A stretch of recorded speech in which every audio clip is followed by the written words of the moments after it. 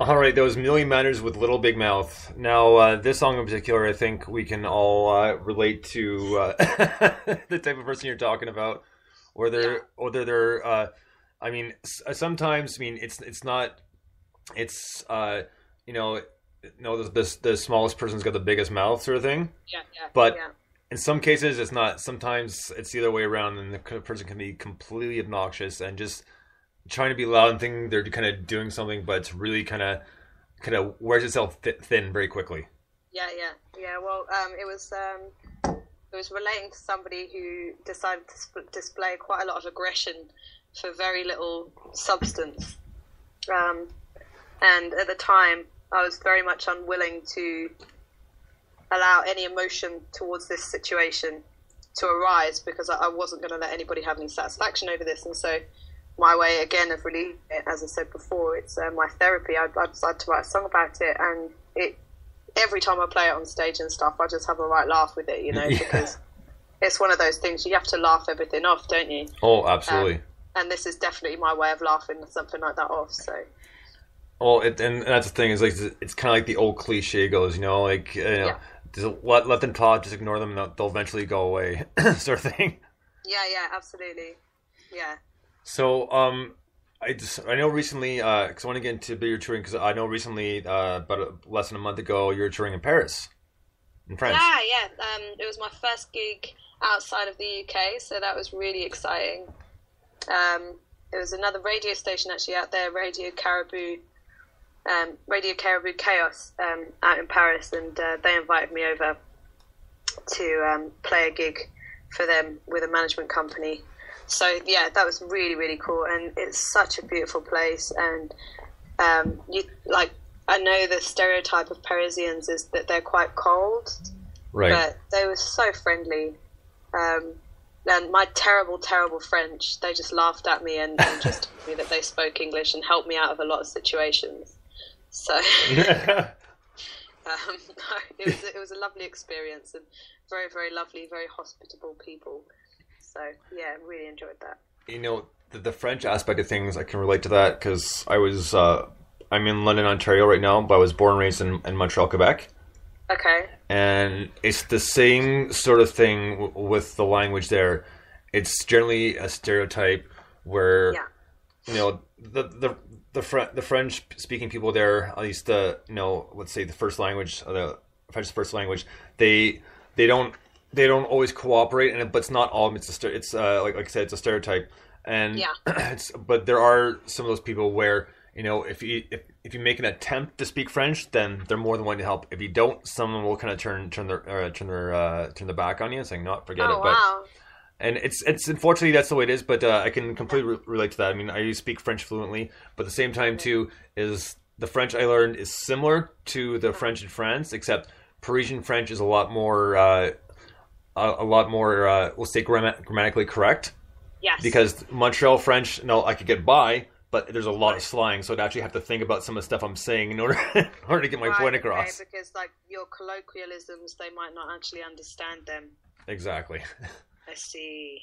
Yeah.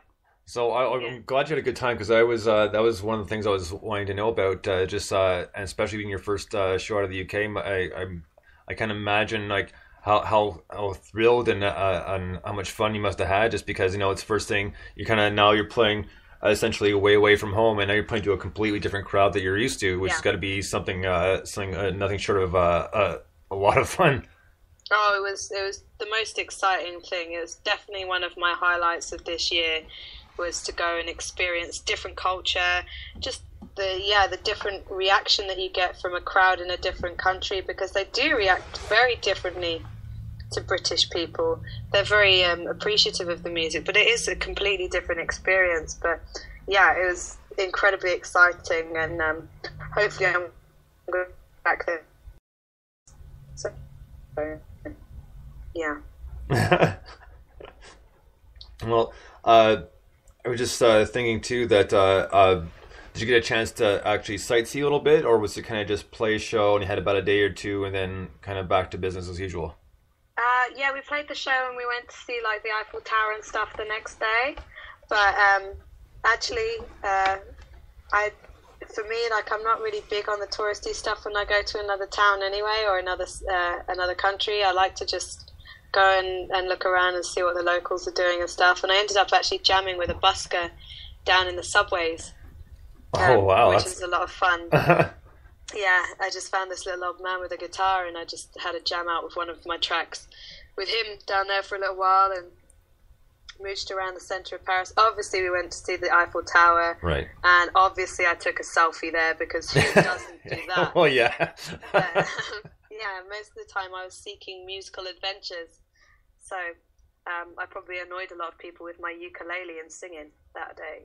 Oh, you probably got a lot of people actually listening, enjoying it as well, because usually when that sort of stuff happens, usually you get quite the crowd gathering, because obviously they want to hear what's going on, because it's something different than they're used to. There might be, like you said, that person just jamming away in the metro station, but now this random person is just kind of joining them. It's like, oh, well, I know this is more interesting. Let's see what's got to go on here. Yeah, absolutely. Yeah, it was sporadic. It was a lot of fun. I definitely got a lot out of it, and hopefully I'll be able to piece a few of these little bits of video and things together.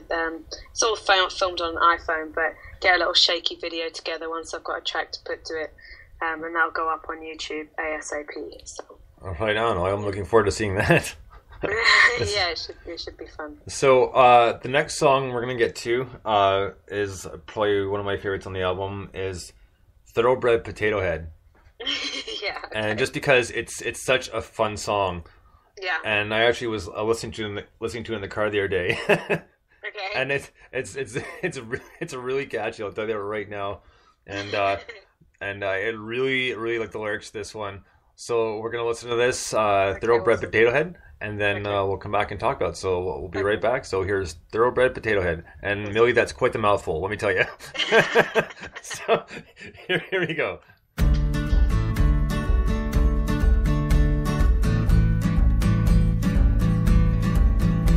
Wear skinny jeans down to his knees. His pointy shoes will make you cringe. He's a thoroughbred potato head.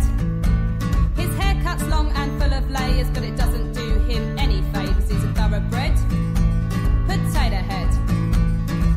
He thinks he's cool, but everyone can see there's so much effort to get into the sea. He's insecure and inside he's just a boy. He tries too hard 'cause he's never had no choice. When he makes a joke, he laughs the loudest, plays his indie tunes through his new Boses. He's a thoroughbred potato head. He tried out goth, he tried out punk. When he didn't get a girl, he tried out funk. He's a thoroughbred potato head. La la la la la la la la la la la la la la la la la la la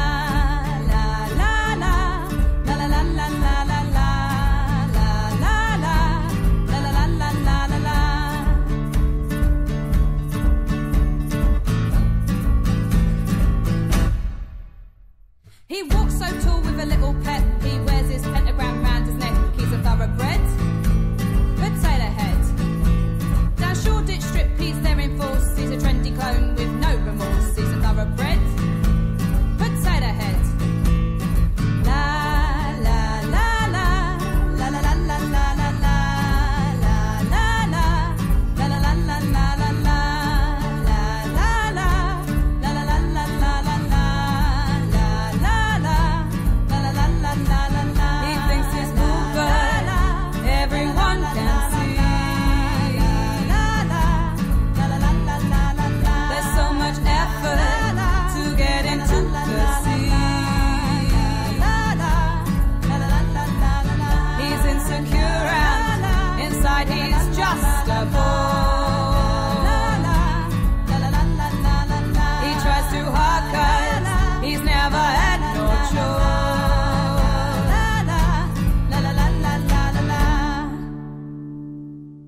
Right on. That was Thoroughbred Potato Head by Millie Manders.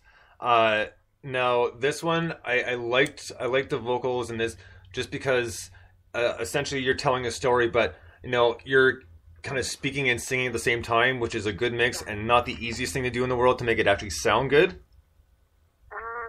I guess so. I don't know. I don't really think in terms of that when I'm writing a song. It's more just like I just have fun with it, you know, and that it felt right to be more like spoken word to get the point across, because like it's about Shoreditch boys, and I don't know if you've been to London, but if I have not. No. No, I have not. Okay, so if you'd been to East London and seen the way guys dress down there and girls, like it's a real fashion statement around there, and the word hipster has probably at least hit your shores. Oh, absolutely, yeah. Yeah. Okay, so it's kind of going along with that whole like, you know, we all think we're different, but really, actually, they all look the same.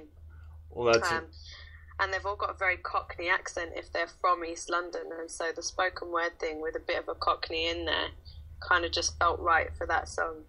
So. Well, you know, I think one of my favorite lines is like, you know, inside he's just a boy, you know, and that does speak volumes, because there's so many people out there who are like, you know, out of their teenage years, but are adults, but still acting like a little child, and not necessarily in a good way either. Yeah, I think it's more in terms of like, you know, when you're like, you think you're an adult, but you're still following trends because you think you should look a certain way, or you should behave a certain way because people are going to like you more, or you're going to fit better in with this group or that. And it was kind of surrounding those kind of feelings, because it was harking back to my own school days, and I did a lot of that, trying to fit into peer groups and stuff, because I always felt slightly outside of what was going on, what was cool as a kid. And so it kind of relates back to that part with me as well. But yeah, you kind of see these groups of people walking around, and I always say it just looks like the same wardrobe was thrown up on them. You know? That's a good way of putting it.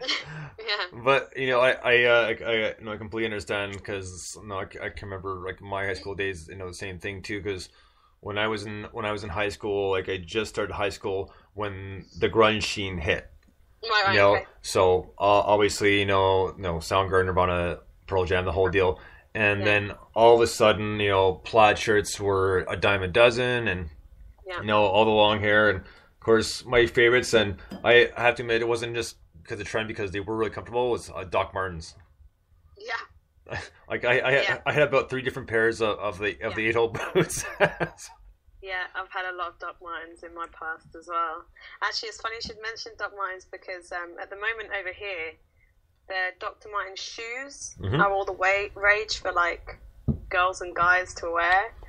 And I was playing a game in Shoreditch, trying to count how many Dr. Martens shoes I could count, and I actually lost count. Oh wow! It was hilarious. See, I was by myself, but I'm just, you know, I like to play little games, people watching, and that was one of the ones that came about, and it was very funny. See, and that's one of the things is here, the Doc Marten, we'll call it height, was between 91 about 95, and then you didn't really see them anymore. You could get them, but you could either get them used or you actually have to order them, because otherwise, because now you'll see them here and there, but you know, you don't really see the 8-hole boots anymore, and if I was going to buy another pair, that's what I would buy, because those are the most comfortable. Yeah. So, no, it's a good point. That's interesting, but I suppose, like, for Dr. Martens here, it's kind of a heritage thing, so they've never really gone away. Right. There's been sort of resurgences of being at the height of fashion, and at the moment they're very much back in that kind of trendy feel.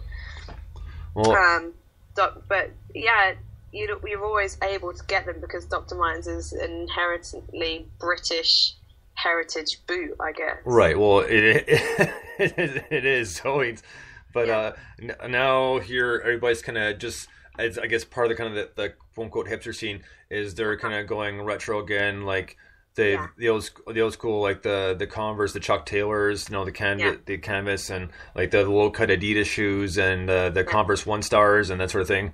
Which, by the way, I had all pair of those when I was in high school too, and wore them till they were pretty much falling apart.